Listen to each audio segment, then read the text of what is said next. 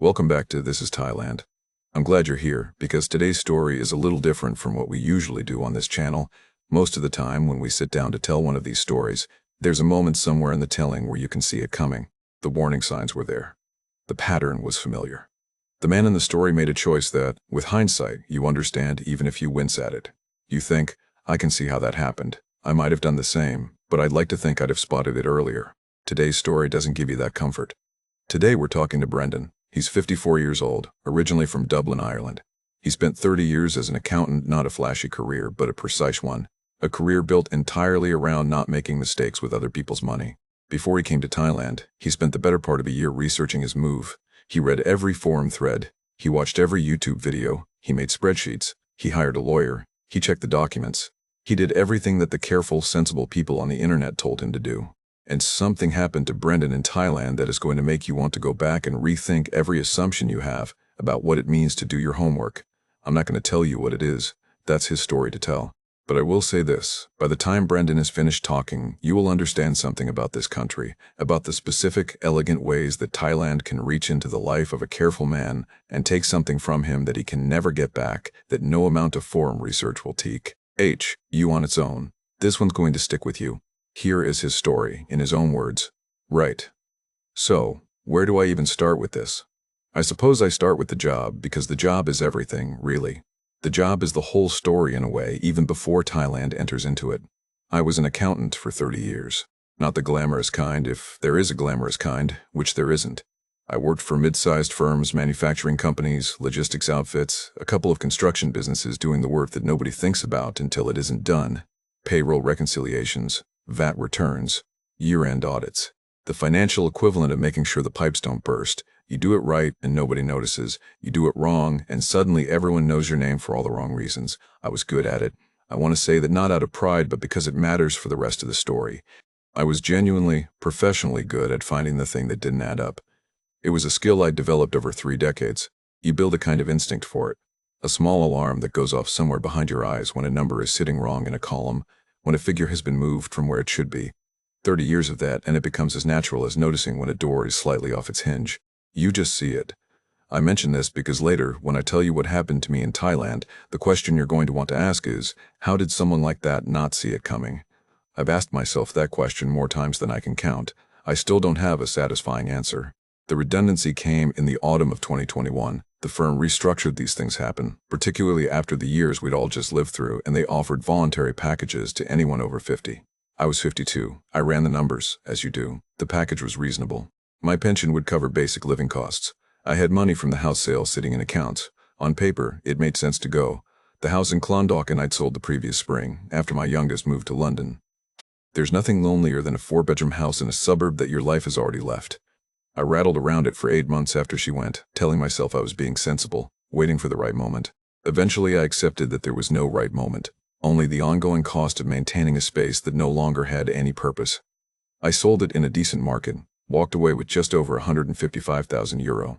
That's the number I want you to hold in your head, €155,000. Because everything that comes after is, in some sense, a story about what happened to that number. I remember the first Monday morning after the redundancy came through.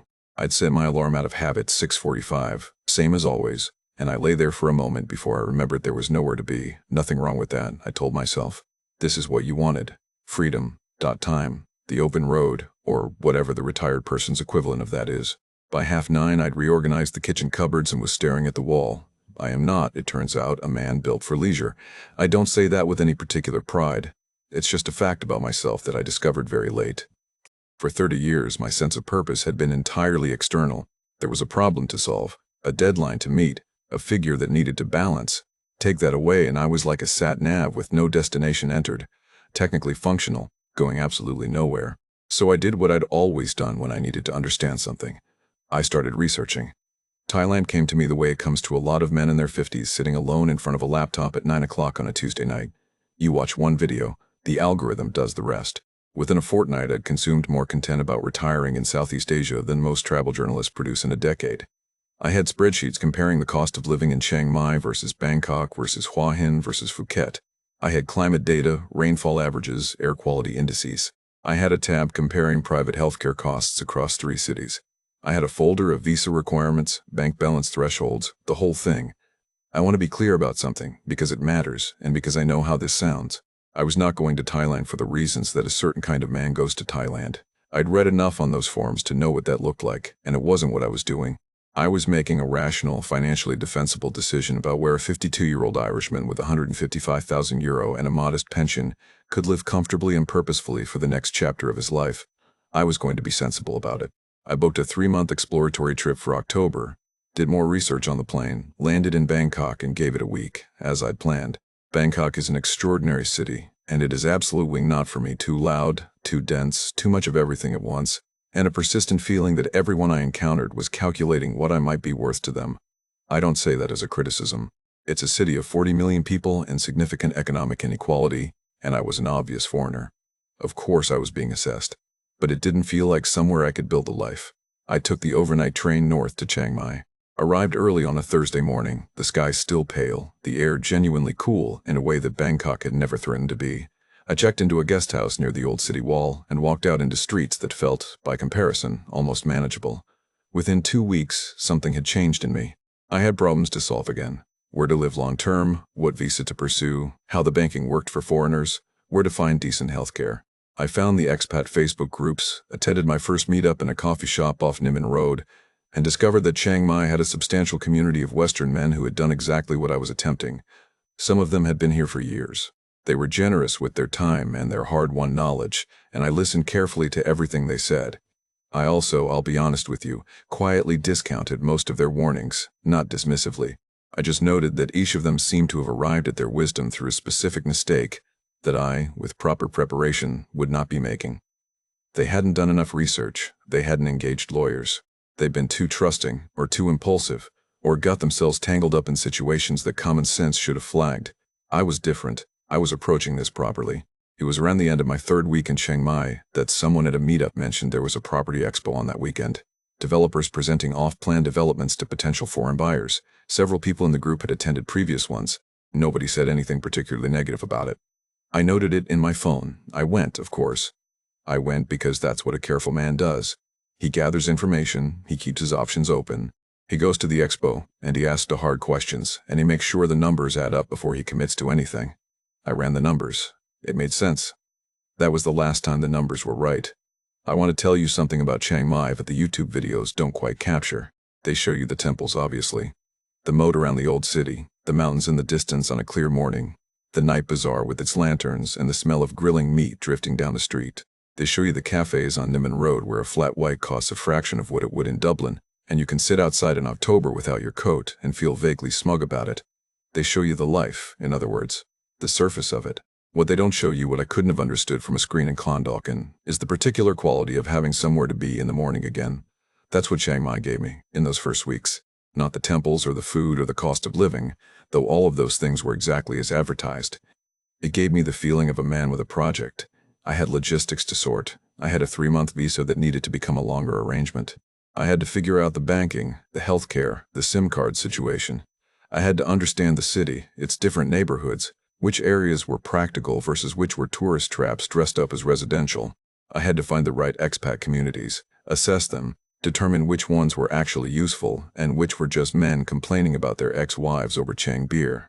These were problems I could solve. After 8 months of rearranging kitchen cupboards and watching YouTube in a house that had stopped being a home, having problems I could solve felt like oxygen. I should back up slightly and tell you about the research phase, because it matters. I didn't book that October flight impulsively. Not even close. From the moment I accepted that Thailand was a serious option rather than a fantasy, I gave it 8 months of what I can only describe as professional-grade analysis. I built a master spreadsheet, and I know that sounds like the most accountant thing anyone has ever said. But there it is with tabs covering cost of living comparisons across 4 cities. Climate data broken down by month. Private hospital costs versus insurance premium calculations. Visa pathway. And their respective requirements and complications.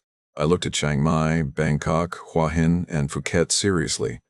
I looked at Koh Samui briefly and discarded it too dependent on tourism, infrastructure too patchy for year-round living. I looked at Pattaya and closed that tab fairly quickly, not for the reasons you might assume, or not entirely. It was more that every forum thread about Pattaya read like a cautionary tale in progress. Too much noise, too many men making too many obvious errors in real time. Whatever I was doing, it wasn't that. Chiang Mai won on the data. Cooler climate. October through February genuinely pleasant, which matters at 52 when your knees have opinions. Lower cost base than Bangkok or the resort towns. Established expat infrastructure, meaning reliable internet, decent private hospitals, an international community large enough to be useful without being overwhelming.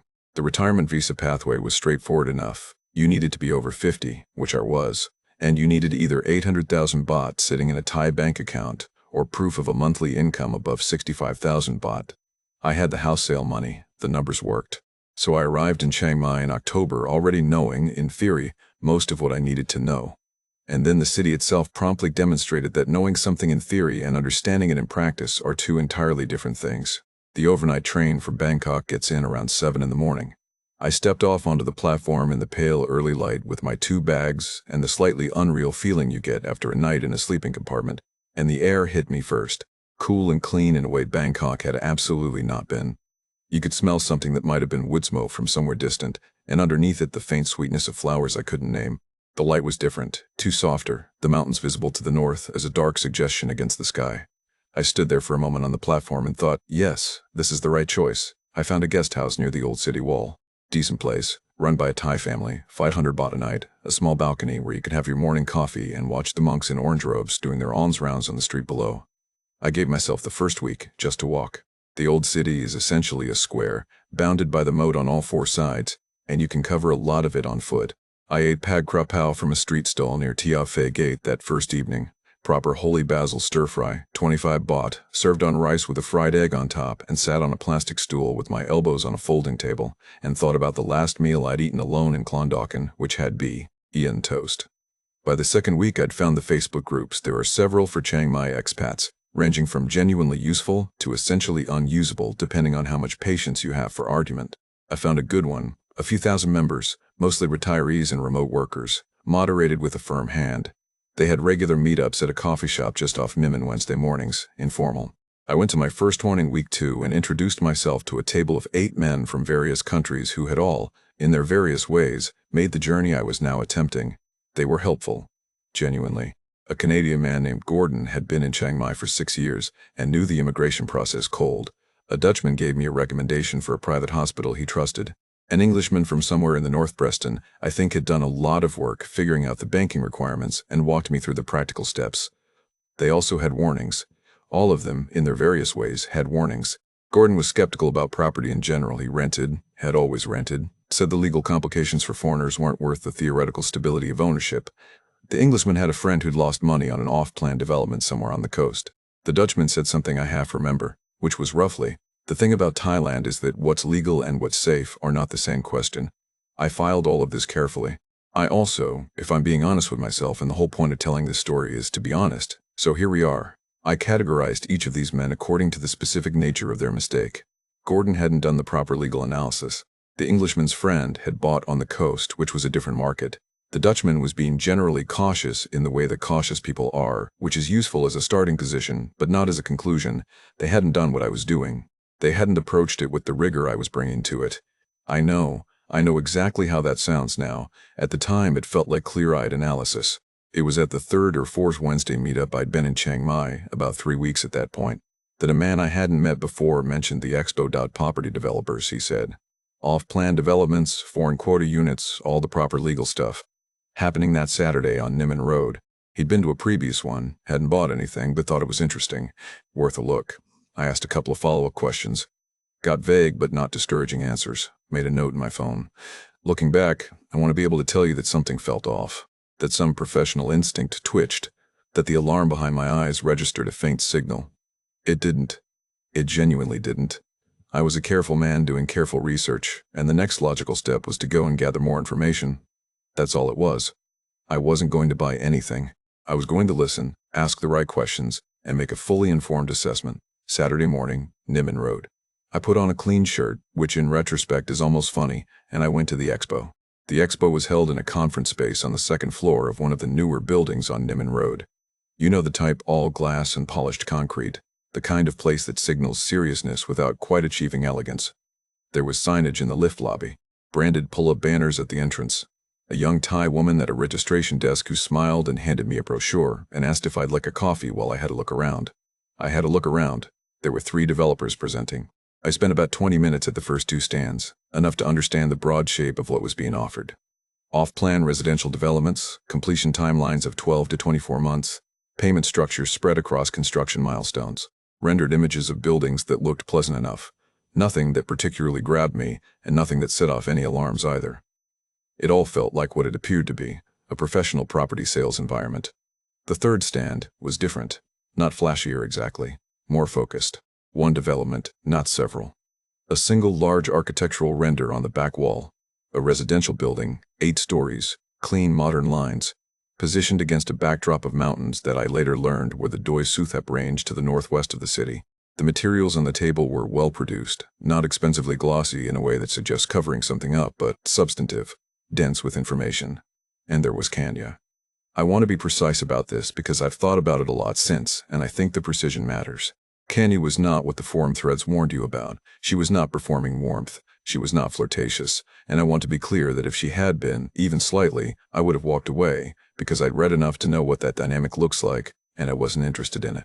She was professional in the specific way that good professionals are. She was paying attention. She was listening to what I actually asked rather than redirecting to whatever she wanted to say next. She was Thai-British. Grew up in Manchester, she said, studied there, worked there for several years before coming back to Thailand.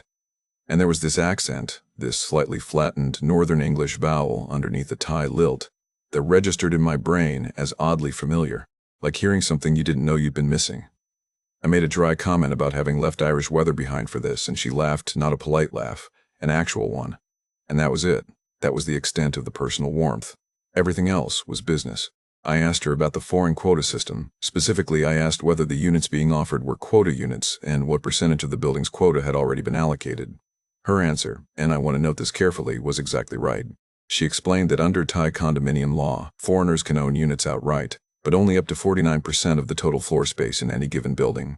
The remaining 51% must be Thai-owned. She told me the development had a total of 112 units, of which 48 were designated foreign quota units. Of those 48, she said, 14 had already been reserved or sold. 34 remained available under the foreign quota. Specific numbers. A clear legal framework. No deflection, no vagueness, no pivot to the kitchen finishes. She answered the regulatory question first, which is what a legitimate salesperson should do. I should tell you at this point because it's important that I already knew about the foreign quota system before I walked into that expo. I'd researched it extensively.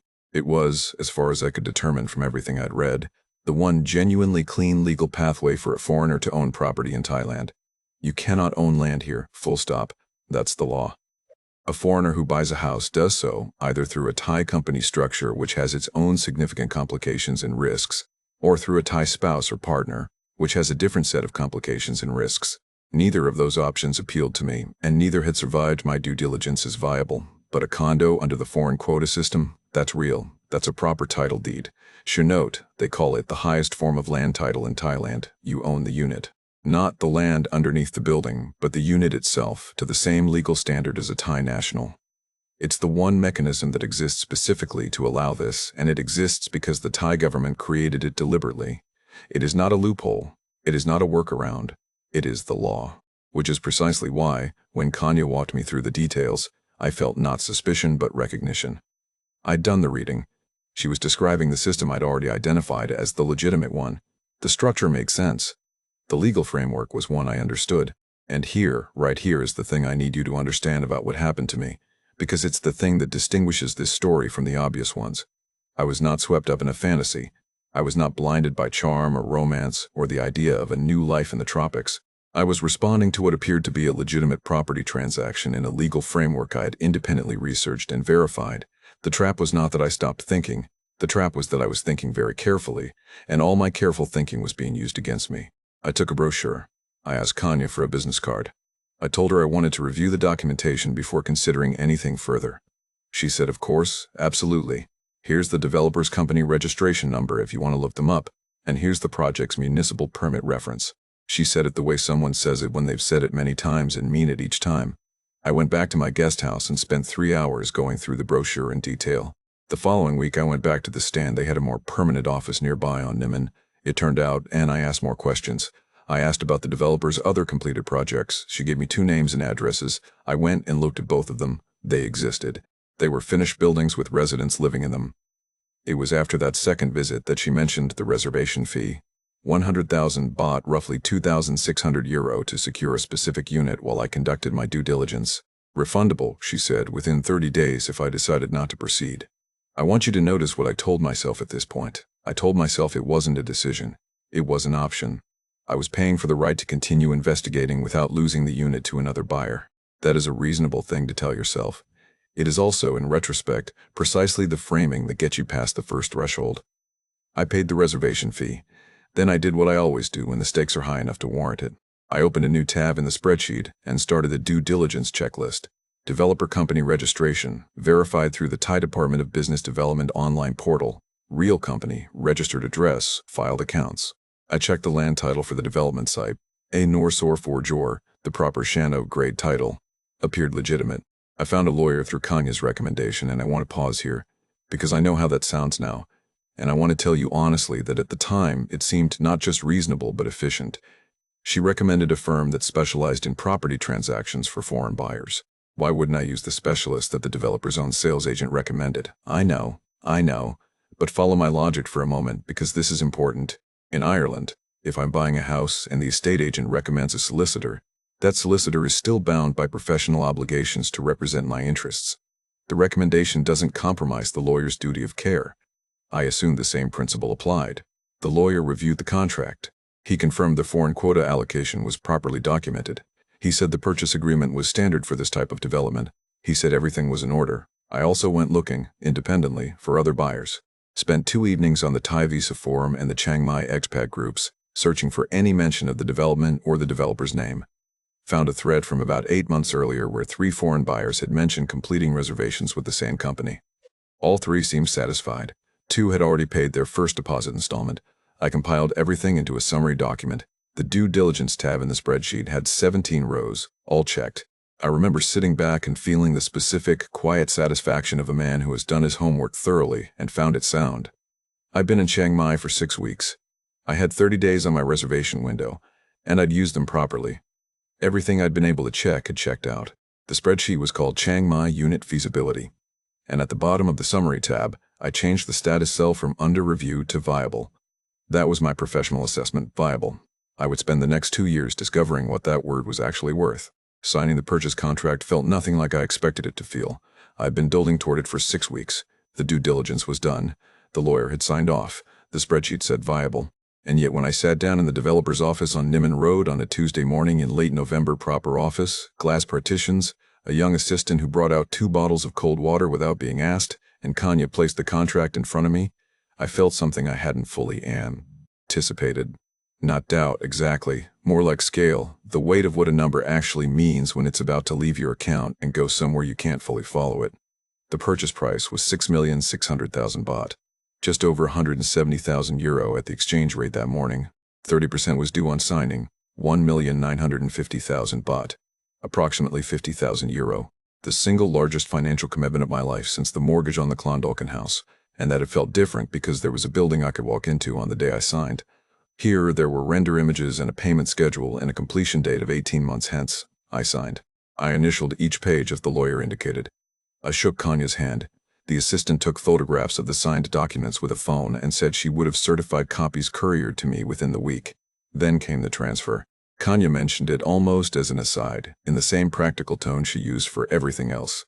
It would be cleaner, she said, to send the funds in 2 separate transfers rather than one large one. Banks sometimes flagged large international transfers for review, which could cause delays. 2 tranches of roughly €25,000 each, a few days apart, would be more straightforward. I want to sit with this for a moment because it is the detail I've turned over more than any other. At the time, I processed it as a practical observation from someone who processed these transactions regularly. She knew the mechanics. She was helping me avoid an administrative headache. I had no particular reason to question it. What I should have thought what I know now is that splitting a legitimate property transfer to avoid bank scrutiny is not a feature of a legitimate property transfer.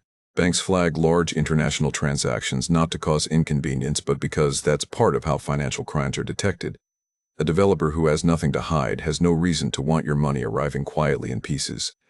But I didn't think that. I thought, practical advice. And I transferred the money in 2 tranches over 4 days. I received the documentation package a week later. Payment schedule printed on company letterhead.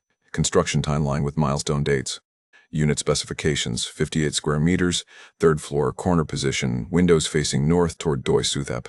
A rendered image of the view from the unit's balcony, blue sky, mountains, the suggestion of a city below. I put the rendered image on my phone. I looked at it more than I expected to. Not obsessively. But when I was somewhere bland in a queue waiting for a song Tai Yu, sitting in the guest house on a quiet afternoon, I'd find myself looking at it. The mountains, the blue, the specific quality of the light in the render, which was probably generated by a computer but felt true to what I'd seen from the overnight train platform that first morning. I'm not sure what to make of that now. At the time it felt like anticipation. Looking back, I think it was something more like the first small transfer of emotional investment. I had a future that looked like something. After 2 years of staring at walls, I had an image on my phone that I could look at. My 3-month visa was coming to an end. I flew home to Dublin in the first week of December. My daughter came to the flat I was renting in Ranelagh on the 23rd. I'd printed the brochure and the key pages of the documentation, the company registration, the lawyer's review letter, the payment schedule. I laid them out on the kitchen table, the way you'd present a business case, because that's what it was, I told myself. A sound investment, properly executed, in a legal framework I verified. She sat across from me and went through the pages carefully. She is not, my daughter, a woman who says things without meaning them, and she is also not the kind of person who creates a row for the sake of one.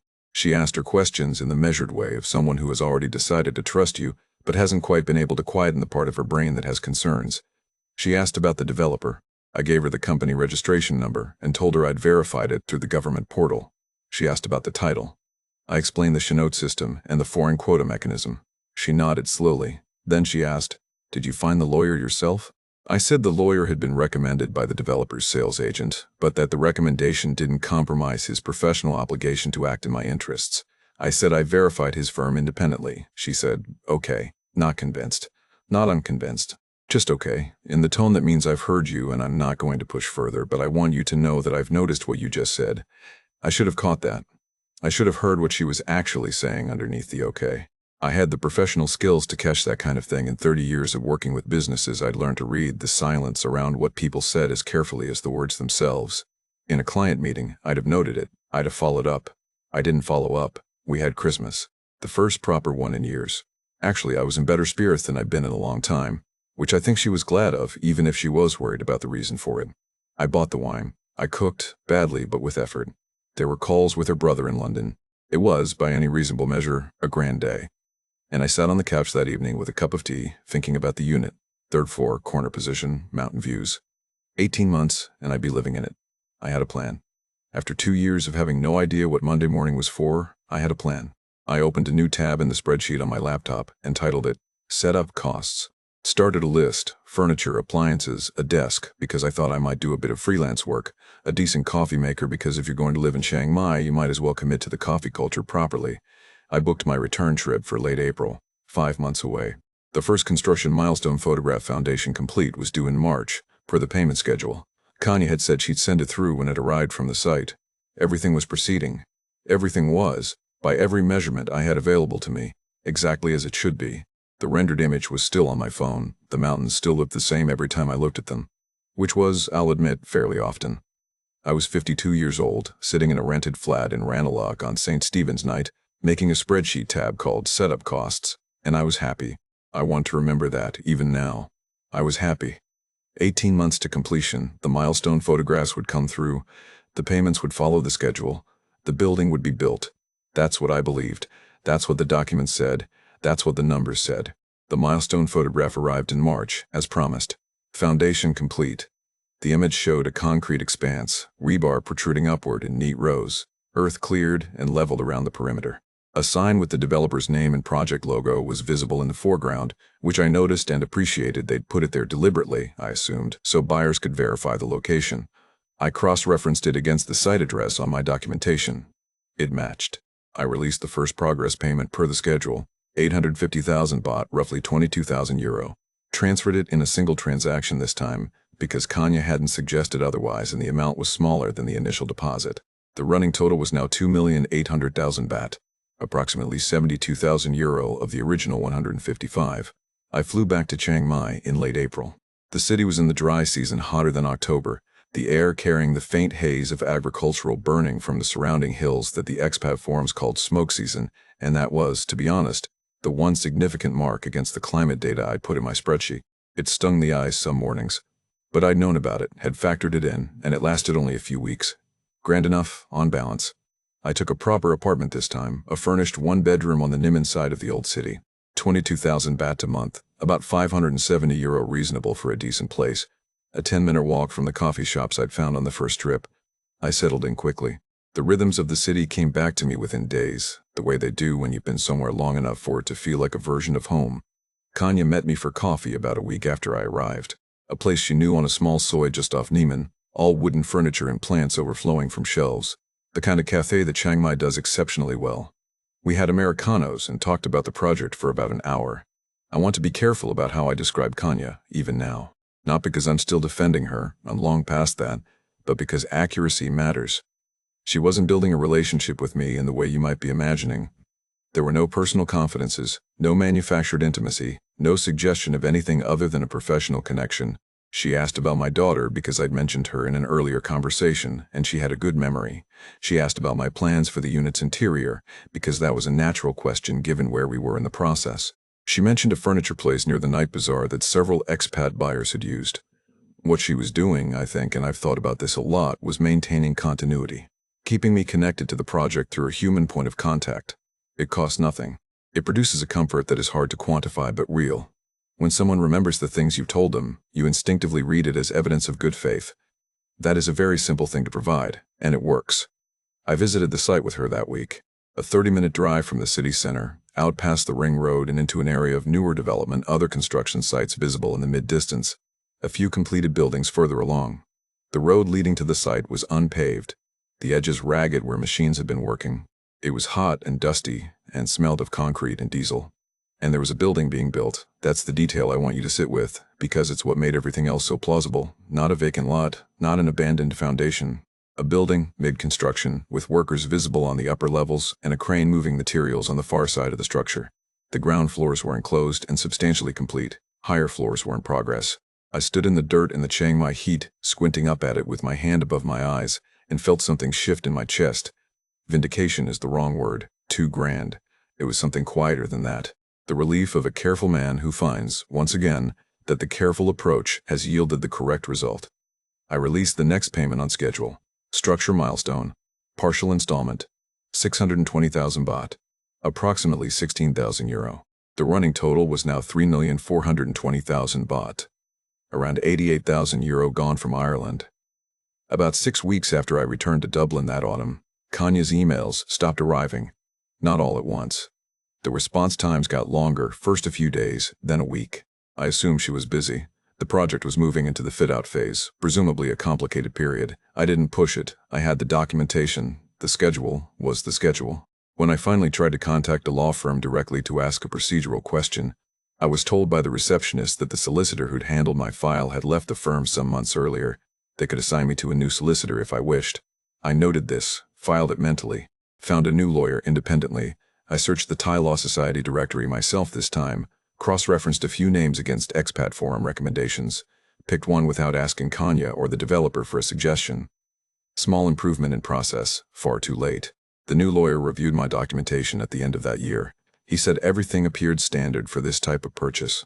Then he said there was a minor irregularity in how the foreign quota allocation had been recorded on one of the certification documents, a formatting issue possibly, or an administrative oversight in how the quota register entry had been cross-referenced to the building permit. Probably administrative, he said. Likely nothing. Worth flagging at the time of title transfer, but not something to act on now. One asked him directly, could this affect the validity of my ownership claim? He said it was unlikely. He said in his experience these kinds of discrepancies were usually clerical. He said he'd seen similar things resolved without issue at the land office during the transfer process. I wrote it down. Added it to a section of the spreadsheet I titled Items to Confirm at Completion. Then I closed the laptop and made myself a cup of tea. I should have pulled that thread until it gave me an answer I could verify. I know that now with the same absolute certainty that I know my own name. An irregularity in a foreign quota allocation document is not probably administrative. It is a significant anomaly in the one element of this entire transaction that determines whether your ownership is legal or fictional. But here is the honest truth of why I didn't push it. By that point, I had paid €88,000 into this project. €88,000. If the irregularity turned out to mean what it eventually turned out to mean, then I had already lost a sum that would alter the rest of my life. The mind, or my mind at least, does not process that possibility clearly. It processes it as unbearable, and what cannot be borne tends to get filed under probably administrative. I returned to Chiang Mai in the spring of the second year for my third visit. The completion date had slipped 6 weeks by then. Supply chain issues, Kanya's colleague told me by email. A new face at the developer's office who explained that Kanya was currently on leave. The delay was frustrating but not alarming. Projects ran late. I visited the site. The building was further along. Upper floors enclosed now, interior work visible through open window frames. I photographed it, released the final scheduled progress payment, 930,000 baht, approximately €24,000. The running total was now 4,650,000 baht, €120,000, 70% of the full purchase price. I sat in a restaurant near the night bazaar that evening, one I'd found on the first trip, good khao swai, the thick coconut curry noodle soup that Chiang Mai does better than anywhere on earth, and ate dinner alone and felt, despite the delay, fairly settled about the state of things. The completion date was now 10 months out. I had paid the majority of what I owed. In 10 months I would have a place to live. I was 53 years old, eating khao swai in the warm Chiang Mai evening, and I was a man with a plan. By the time I arrived back in Chiang Mai for my extended stay, the completion date had moved twice more. The first move I'd accepted without much difficulty. Municipal permit delays, they said. Paperwork backlog at the local authority. Plausible. I'd worked with enough construction businesses over the years to know that local authority permit processes could jam up for months on perfectly legitimate projects. I requested updated documentation. They sent it. New completion date, new milestone schedule, new signatures on the amended timeline. The second move was harder to absorb.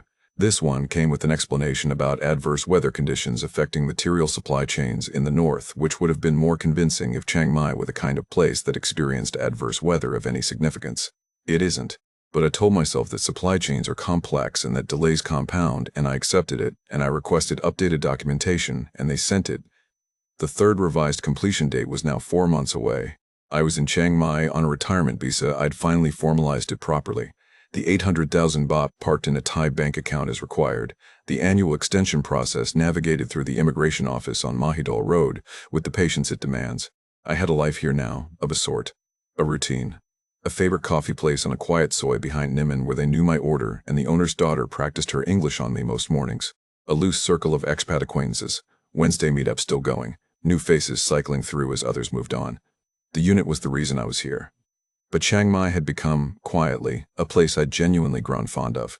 That mattered, and I want to say so honestly, because the rest of this chapter is difficult and I don't want to lose that part of the picture entirely. The barbecue was on a Saturday in late October.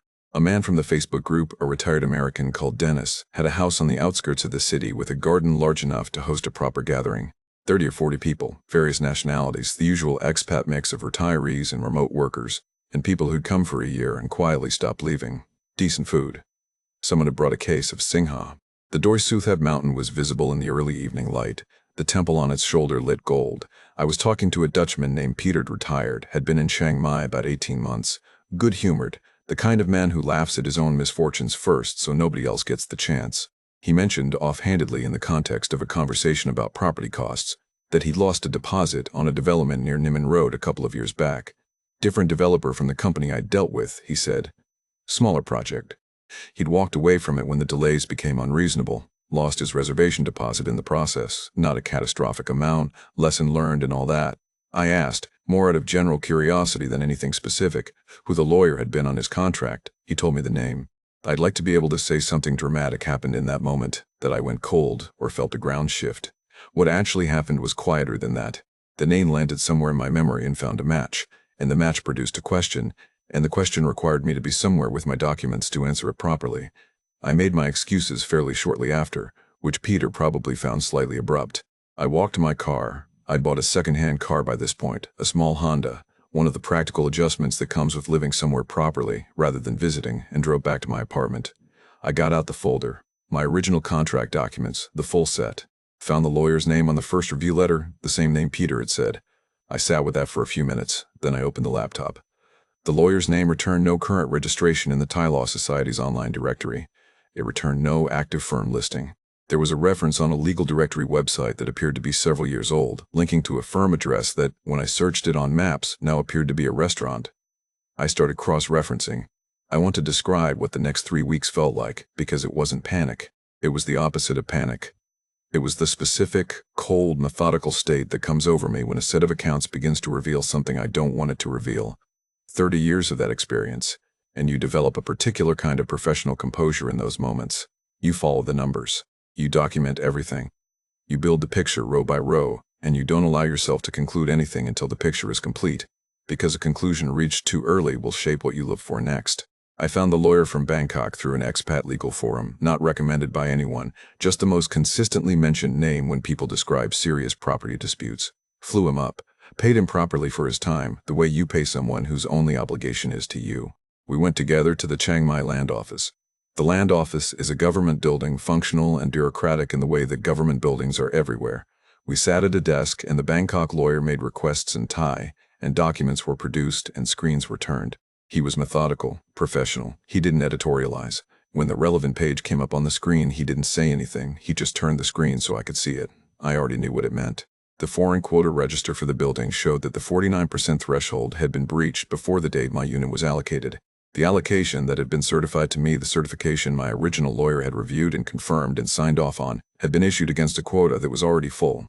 My unit had no valid foreign quota standing. The Shanote title deed I'd been promised had no legal basis to be issued in my name. Over the following days, the Bangkok lawyer worked through the developer's company structure. What emerged was a company that had taken on 4 simultaneous development projects and financed them against each other in a way that made any one of them failing sufficient to stall the others. At least 2 projects were effectively dormant. The company was not dissolved, not bankrupt, just hollowed out, the directors largely unreachable, the registered address staffed by a receptionist who didn't know where anyone was. The milestone photographs. The later ones, the ones that had triggered my final payments. The Bangkok lawyer had a contact who knew the area, knew the developments. The site in the later photographs was not my development site. It was a different building, a different location, photographed to look similar enough that no buyer cross-referencing against an earlier image would immediately notice. I tried to contact Kanya. I searched LinkedIn first, which I don't entirely know why, some instinct that she was the human point in all of this and that a human answer might still exist somewhere. She had left the company 4 months earlier. Her profile showed a new position at a property consultancy in Phuket. I sent a connection request and a message. The connection request was never accepted. The message was never answered. I don't know what I would have said if she had responded. I'm not sure the question I wanted to ask her had an answer that would have helped me. I sat in my favorite coffee place the next morning. The one behind Niman, the one where they knew my order, and I opened a new spreadsheet. Starting position, €155,000. Amount transferred to the developer, 4,650,000 baht, €120,000. I stared at those 2 numbers for a long time. Then I started a new tab. I titled it, Options. And I began, because it is what I do, to list them out. The Bangkok lawyer met me the following afternoon in a cafe on Niman Road. One of the nicer ones, exposed brick, pour-over coffee. The kind of place that makes you think Chiang Mai might be entirely fine, actually, if you haven't just had the previous 24 hours. He laid out the options the same way I'd have laid them out to a client, clearly, without editorializing, in order of likely outcome. Option 1, solo civil litigation through the Thai courts. Possible, he said. The documentation trail was actually quite good. I had contracts, transfer records, email correspondence, the full set. Thai courts do occasionally rule in favor of foreign buyers in property disputes. The process would take 3 to 5 years, potentially longer. Legal fees would run to 15 or 20,000 euro, minimum, and the developer's company, in its current hollowed-out state, might have insufficient recoverable assets to make a successful judgment worth anything in practice. Option 2, a group action. He was already in contact with lawyers representing other foreign buyers from the same developer across its various projects. Between the 4 developments, there were over 40 buyers in similar positions.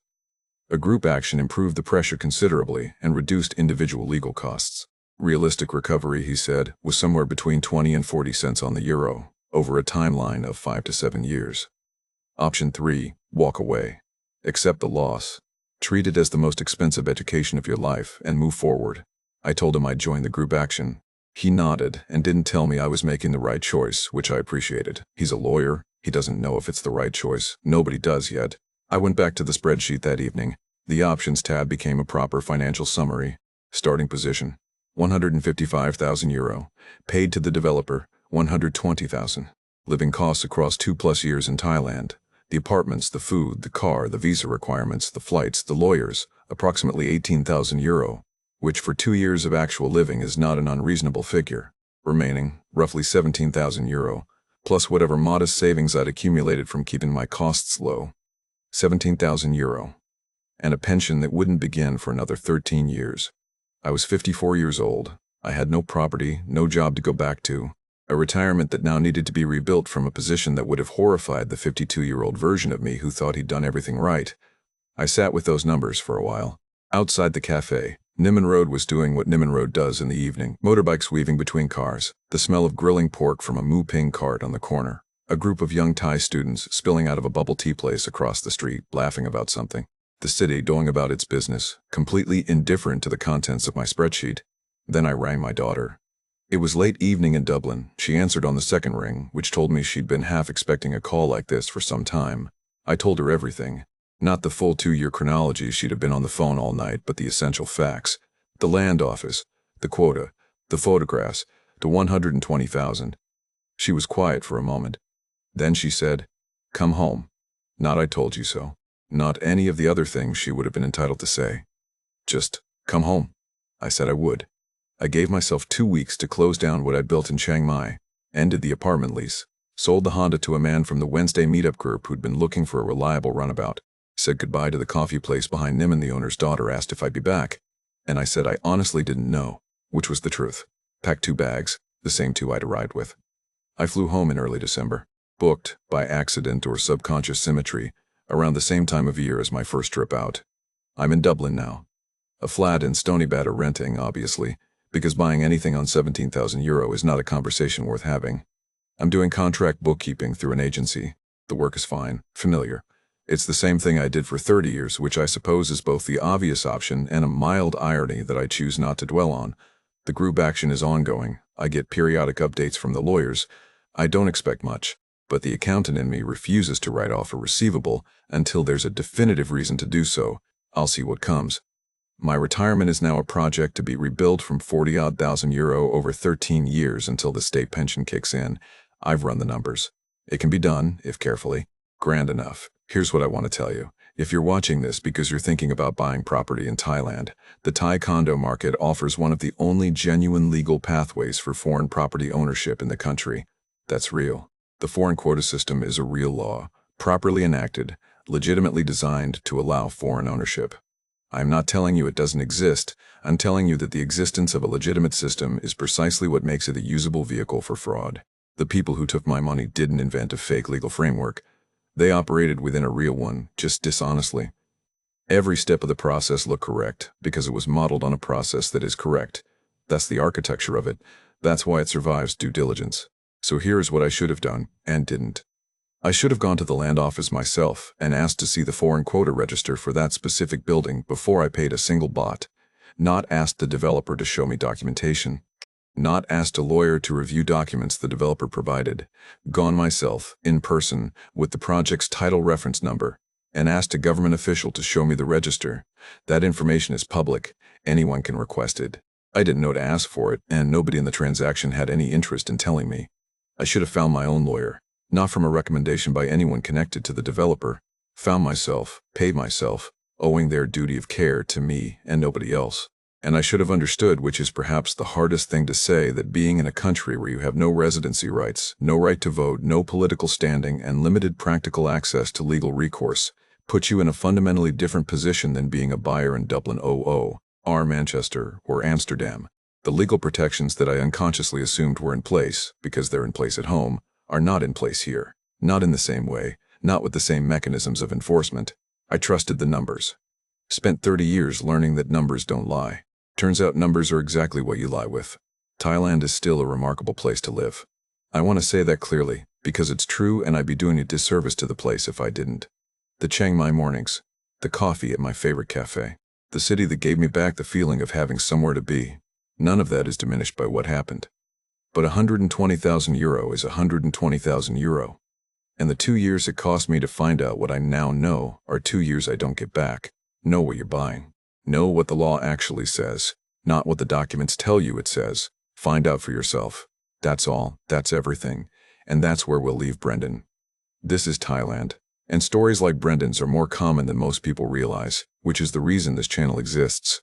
The specific fraud Brendan encountered using the legitimate foreign quota condominium system as the vehicle is documented across multiple Thai cities and has caught dozens of foreign buyers who, like Brendan, did everything the standard advice tells you to do. The group action he joined currently involves over 40 buyers from the same developer's portfolio. He is not the exception. He is somewhere in the middle of a very long list. If you are considering buying a condo in Thailand, we've put links in the description below to independent legal resources and guidance on how to verify foreign quota allocations directly with the Provincial Land Office. Please use them before you spend a single baht, not after. Before. Thailand is extraordinary. It's genuinely one of the most livable countries in Southeast Asia for people who approach it with clear eyes and realistic expectations. These stories exist not to frighten you away from it, but to give you the specific knowledge that protects you when you get here. Because this isn't a story about a naive man who made obvious mistakes, it's a story about a careful man who made precise ones. And the difference matters. Thank you for watching. We'll see you on the next one. This is Thailand. Make sure you know what you're walking into.